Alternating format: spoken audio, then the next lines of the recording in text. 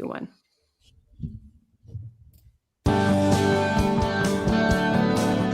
Hi, we're back.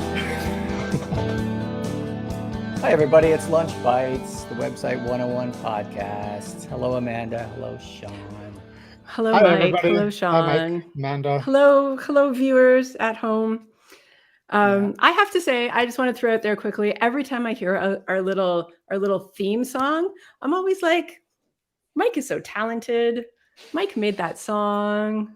Yes, Well it done, did. Mike. I'm always like, should I be re-recording that and doing a newer version, like a synthwave version? Should we not be using it because everyone's sick of it?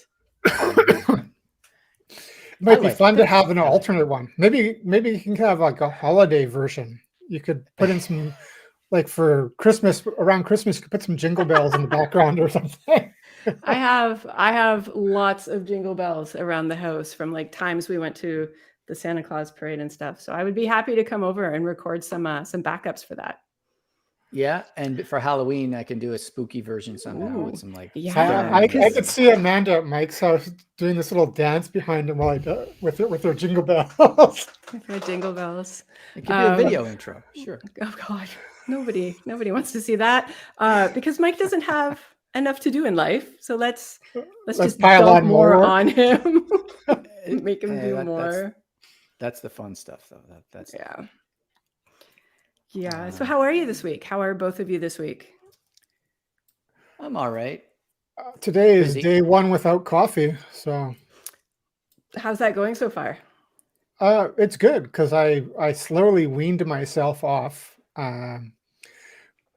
So when I make coffee in the morning, I measure the grams because I have specific taste requirements and stuff. So I just cut out I changed the ratio of caffeinated to decaf beans slowly, gram by gram, and no headaches.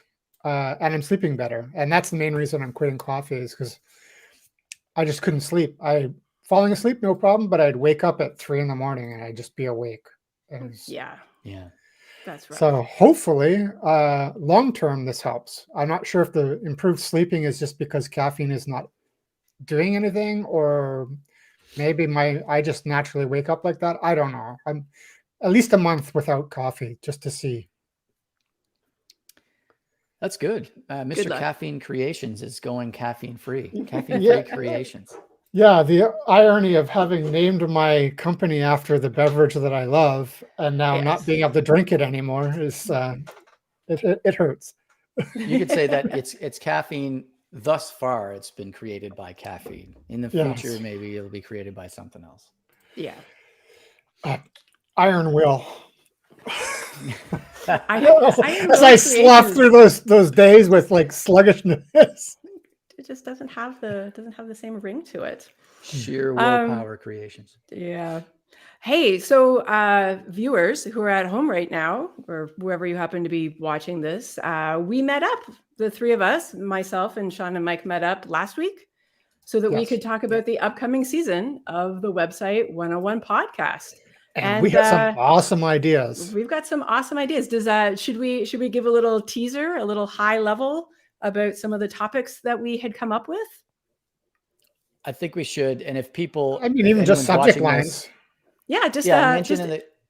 Throw out 1 or 2 subject lines, each of you, to sort of wet beaks, and people at home, people watching, if you've got any other ideas, anything that you are really excited about, let us know in the comments or contact us. Yeah. The one topic that I remember vividly is that we're going to talk about ChatGPT and using it with work and different people's opinions on whether it's a good or a bad thing and how to approach it. So I'm not going to go into any more because this is not that topic, but I'm looking forward to recording that one. Yeah, I think that'll be good. Me too. I have plenty to say about ChatGPT. Use it all the time. And we talk about it all the time. Yeah, that'd be awesome. Yeah, so it's Mike, exciting and scary. Mike, what's your one that you want to share? We had briefly talked about sort of a two-sided thing, which was motivation in web development, staying motivated, and the other side being imposter syndrome. So we said that we might consider doing sort of a 2-episode thing where we talk about one on one and the other on the other one. Because I think those are issues that affect everybody. I mean, they certainly affect me all the time, both motivation and imposter syndrome. Absolutely, There's always things to 100%. learn, and so Well, excited about that. mean, We may get a guest, but we may not get a guest. We certainly have plenty to say about it, all three of us. I think that we all have a lot to say about the lack of motivation and how to get it back. And I don't know, we might need to get somebody else to talk about imposter syndrome, because I don't know that I feel it that much anymore. Oh boy, here we go. Well, I'll tell you what it's all about. I'll tell you how it feels. Amanda's ego kicks in. I There you never go. get Just- imposter syndrome. I'm the best. Well, I didn't say that. It's like, yeah, I know what's up. We also talked about bringing back a couple of guests that we've had in the past. I know that when we talked to the lawyer, there was a lot of interest. A lot of people were saying like, oh, you could have talked to him longer and asked so many more questions. So if anyone is interested in us bringing our lawyer friend back, if you've got questions, specific questions that you want us to ask them, absolutely let us know. And then I think we were also talking about the guest that we had where he was wanting to build an online course. No, that was he had questions about like a new website. Reached out to us, and he reached out to us, and so he was on a guest on an episode. So it would be, we haven't like reached out to him yet to see if he would like to come back, but I think that could be a cool follow-up. 100%. I think that's an awesome idea. Yeah. Another one that we talked about was boilerplates, and Sean was going to be potentially the special guest himself on that episode, because Sean made a boilerplate being the starter project that you sort of launch up when you're about to build something new, and it's preloaded with a lot of the features that you like. Yeah, I really want to talk about that. My boilerplate has been used by several people and forked by others to make their own boilerplate. So yeah, there's a lot to talk about, pros and cons, and what I think you should use in it, and then we go back and forth with your opinions and thoughts on using it. No, I think that'll be good too. So so stuff coming up over the next couple of months. If anybody has any suggestions or ideas or anything you want us to like dig a bit deeper into, I gotta say I kind of miss the episodes where we just talked about code, but it's so hard to just talk about code without having like that visual aspect to it, like you're driving your car listening to our podcast. How able are you to cognitively understand when people are like reading out lines of code? It's just not gonna happen. I think even when you are there, like the fact that we're the ones saying, well, that I think Wes Boss calls it mouth coding. When you're yes, that's what you'd write this and that and this, and you're like, wait, what was it again that you said? If it doesn't if words don't stay, it's hard. It's hard. I think maybe talking about concepts like objects or for loops and stuff like that is easier to go with. Like, oh, you have a for loop that does this, right? Yeah, but reading out the code, just giving. There you go. That might work, but I'm not going to sit here and read lines of code out to the audience. I find that I talk so much with my hands that even when I'm doing things like describing the for loop, it's like you get these items that you're going to loop through, and you do everything to the first and everything to the second. So it's like even that is, I feel like something would be missing without the visual. Yeah, it's tough, but we definitely should find a way to work more, because we rarely, I think, actually talk about building code things, do we? Isn't it more sort of like high level stuff like imposter syndrome and that we tend to talk about? It's not so much the nitty gritty stuff that web developers do. I wonder if we could work it in more without doing all that mouth coding, Maybe. I feel like I know I had an idea a while ago to like actually make like shorter YouTube clips for the channel that would like describe like some website basics, because it's website 101, right?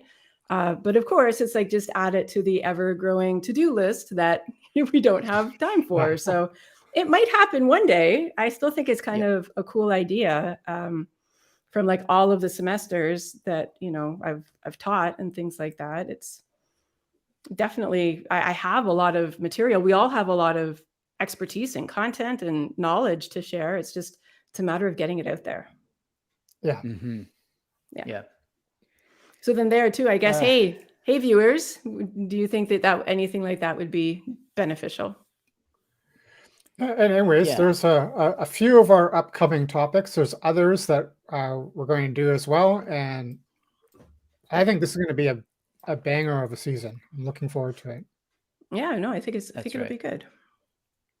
Yeah, and we'll probably start them any day now. I guess we'll start recording this season, Yeah. right? It's Well, just a matter of organizing time. We have weekly meetings set up on Mondays. This week's got canceled because stuff came up, but we should start recording or outlining each episode this week for sure, or this coming Monday. I would think so.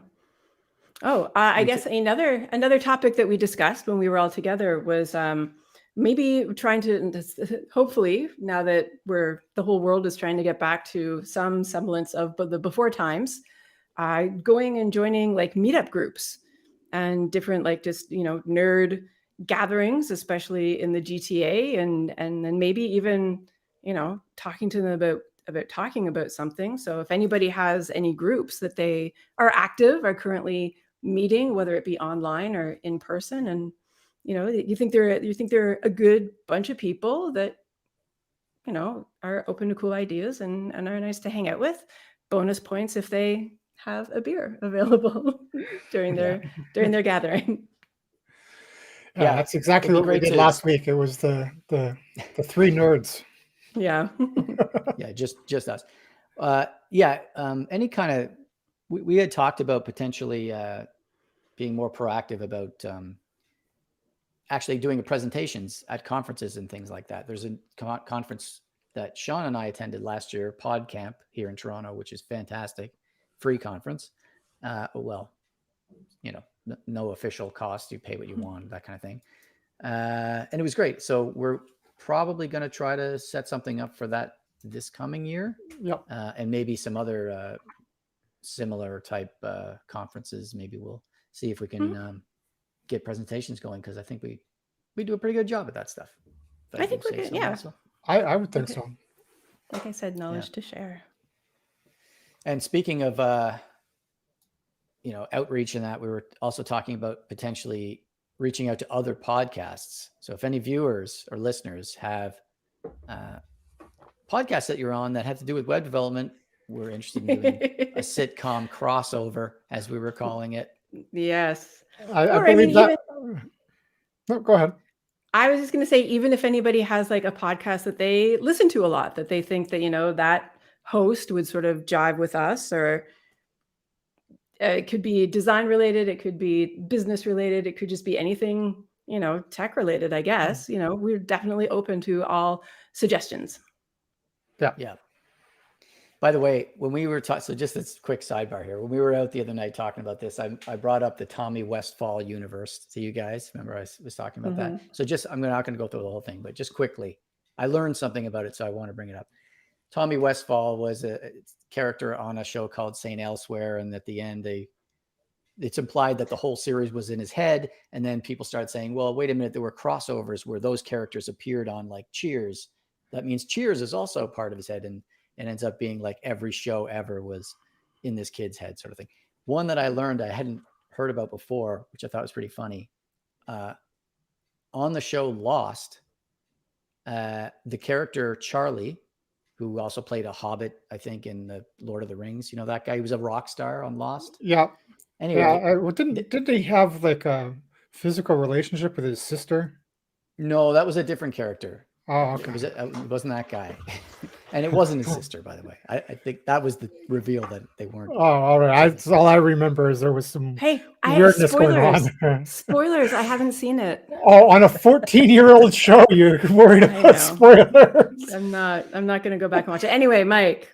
Anyway, cool thing. So he was a rock star back in England in his sort of pre-plane crash on the show Lost, right? And they had a flashback to when he was out with his girlfriend one time in England, and I guess her father was supposed to join them or something, and he says to her, "Where's your father?"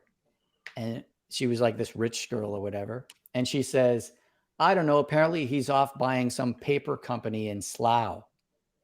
Now, did you guys watch the Office UK? Yeah, no, not the UK version. Oh, No. okay. Well, the UK is as good as the American version, at least. Anyway, Slough is the name of the town in England where the paper company Dunder Mifflin is located. And I learned that the director, Joss Whedon, I think his name was, Yeah. who directed Lost, was a big fan of The Office. And that was a reference to The Office, as if Charlie's girlfriend's dad was going to buy the paper Dunder company Mifflin. from The Office. So that connects The Office with Lost. Don't you think that's amazing? That is pretty wild. I think that's great. What a crazy, like, usually you get all these, sitcoms where so-and-so appears on some other sitcom. And now I'm trying to that's wild. And now I'm trying to remember the town that the Office US version takes place in. It's in New York. I just can't remember the name of the Scranton, town. Pennsylvania. Oh, Scranton, Pennsylvania. You're right. Yeah. Scranton, yeah. I don't know why I thought it was Slough is actually our friend Kevin might know a corporate. little about Slough. He lives in the UK. Corporate was in New I think York. Slough Was is in New York. the Scranton version of Scranton in the UK or whatever. I don't know. I've never been to any of these towns. Yeah. Anyway, I thought it was pretty awesome. So what else we got? That was a tangent. So I wanted to share something was a that's happening to me this week. And I guess it's been happening on and off for a while. So I was called in to take over a project from another developer. And for this one particular project, I have the developer's blessing, permission, like whatever you want to call it. They handed over all of the assets, all of the stuff, all of the access, all of the usernames, all of the passwords, walked me through a couple things, that needed to be done for this project. I've taken it over. Sure, fine. Mm-hmm. And this happened like months and months ago. And every once in a while, when it's taking me a little bit to like figure something out about this project, my client will basically throw out there, oh, well, why don't you contact the previous developer? And it's like, you know what? You need to pretend in your mind that this other developer has been run over by a bus. They no longer exist. They have handed off this project. I don't know what their situation is, but I in good conscience cannot keep going back and asking this previous person to spend their time, unbillable time, just because it's taken me a minute and a half to figure something out about this project that I've been brought in on the 11th hour. I'm in a similar situation. I'll comment when you're done. So in the last couple weeks, the client has asked me to look at other additional projects that this previous developer was doing with them. And it's like, I'm like, okay, like I can look at it, but like, what information do you have? What information can you pass over? And of course, the client's response was, oh, well, can't you just contact the developer? And it's like, again, like, pretend the developer's been hit by a bus. Like, I can't keep doing that. Before this, this is why I always think that no matter when I set up any project for a client, I want them to have all of the knowledge, all of the information. I want them to have all of the passwords, all of the usernames. I want them to have, like, if the Git repo isn't set up on the client's account, then at least like add somebody, make the client create a GitHub account so that they can be a contributor, so that they can add other people in the future, like just anything. And so now there's like 2 or 3 other projects that this client wants me to look at. And like for example, I can't make any changes or modifications because it's a craft project and they've got it set up so that on staging and development, you can't update anything. You can't even get into the settings. So I can't make any fields. I can't see whatever account was used for SendGrid to like send email accounts. Like my hands are tied, and I don't think that the client has anything to pass over. And it's very, so so I guess it's a hot tip. If you're working on a project, like even if everything is going good in the beginning, assume that at any point you need to step away. You get hit by a bus, and you want your client to be able to, even if they don't understand all the knowledge, just like have access to it so they can pass it to somebody else if necessary. Yeah. I'm on board with that. It's very frustrating. And I'm very concerned that the client is going to turn around eventually and be like, Amanda, you're not doing anything. You're useless. And it's like, well, I'm not. I can only do as My much as hands the are tied. information you've given me. Yeah. And I don't know if they're going to understand that. It's very frustrating. Some will, some won't. I hope it works out for you in the end. As I said, I have a similar situation where I have a rescue client, and I took on this client, and some of the stuff is outside of my skill set. So I do reach out to the original developer occasionally, and I don't like doing it, but I'll preface my email with bill me. And then I just pass it on to the client. It's like, and Yeah. they do that, but it's awkward. And It is. Because it's have you taken over this project because of a bad relationship? Did the developer want to break it? Did the client want to break it? Like, you don't, it's and the guy that I talked to is very friendly and very helpful. But like if he's busy with his agency work, and this is, like he's not going to respond swiftly to me because I'm not going to be a priority. Like they pass the client on to me, and then I'm coming to them and saying, hey, like, there's this little custom plugin that you guys wrote, and I'm not a PHP master, and there's a problem. Can you help me? Like, you should let me know next time. Maybe I can help out. But it's like, it's a weird situation. And in my case, it's been going on since like January, like on and off, a little bit here, a little bit there. And it's like, I'm not going to contact this previous developer after like 9 months to be like, oh, hey, can you give me access to these like 3 other projects? Like it's weird. And Amanda, you're right. I should probably reach out to you. The plugin has something to do with AWS, so I don't know how you feel about that.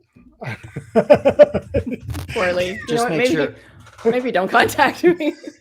Just make sure when you do reach out to her, start your email with "bill me," just like you do with the other person. Well, as a personal favor to me. Yeah, right. No, do me a favor. When it comes to AWS, I don't have any family members. I don't have any friends. I don't have nothing. Yeah, I was making a joke. I know. Just to be clear, like if we have any sort of business between the 3 of us, it's all like paid. Like maybe a little bit of, hey, I'm stuck on something and it takes 10 minutes and I point you in the right direction. Sure, I'll buy you a drink. But if it's like, hey, I need actual help, of course I'm going to pay. Yeah. No, we're all good that way, I think. Yeah. I have a similar sort of story. I was working with like an agency on something that a site that they have, and I had to update something, and I noticed that it was the update it was basically a for loop that was looping through entries in the system, but it wasn't using any of the CMS code. Like, I think it was running Statamic, and it wasn't using Statamic code. It was using, it had like a JSON object, like an array in the template, hard coded with people's names. And it was looping through that using a PHP, like a block of PHP code. And I was able to figure it out. I'm not a PHP master either, but I was able to figure it out enough to make the change. But all I kept thinking was, who sets up a site like that? Like, your client will never be able to make a change if they get this was a staff issue. Like, there were staff members that were no longer there. And I was like, why wouldn't you? I mean, I guess some developers set up sites in a way that they don't want their clients to be able to do a change so that they keep coming back to them. I don't do that. And I don't think this company does it, but I thought it was so weird. Like, just use the capabilities of the system so that it's as easy as possible for a client to make the changes on their end, on the back end. I have some thoughts on that. It could be that it's, hey, we need this done right away. We don't just get it up. We don't want you to make fields or whatever. We need it like in the next 20 minutes. All right, quick and dirty, and it just stays there. Yeah, I guess so. That happens. I've done that in the past. I don't like doing it, but client, it's urgent. It needs to be done. You do it. We've all done it. You know what? That's true. But you know what I would say for that, and this is the sort of second component to this, is comment your goddamn code. Like, put comments in there that even just say what you just said, Sean. Say, this is a temporary solution until we can I resolve. do that, and I was like, reference email by client contact name this date, so that if it comes back to bite me in the ass, I'll be like, well, listen, Fred Flintstone told me to do this. Yeah. On this date.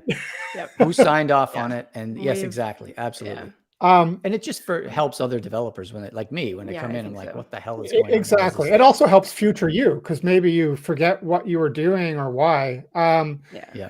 So you talk about like a JSON thing and looping through that. I do use lookup tables occasionally and loop through them in my code. And usually it's if there's a lot of social media stuff and I don't want to like type out the A link every time. So I just make a lookup table with LinkedIn, URL, icon that they're going to use. And then I just loop through that and spit it out. So there is reasons to do it, but staff names is not a good one. Yeah, exactly. Staff names that are already in the CMS. Like, it seemed weird. Yeah, that is weird. All right. So here we've talked for a good half hour. I think I've got the time somewhere. I think we're good. Yeah, I think we're good. We'll have some lunch bites with you guys in 2 more weeks. Yes, that's right. So that'll be the first Wednesday of October. And check out and stay tuned for season 7. Subscribe wherever you get podcasts or website 101podcast.com. Yes.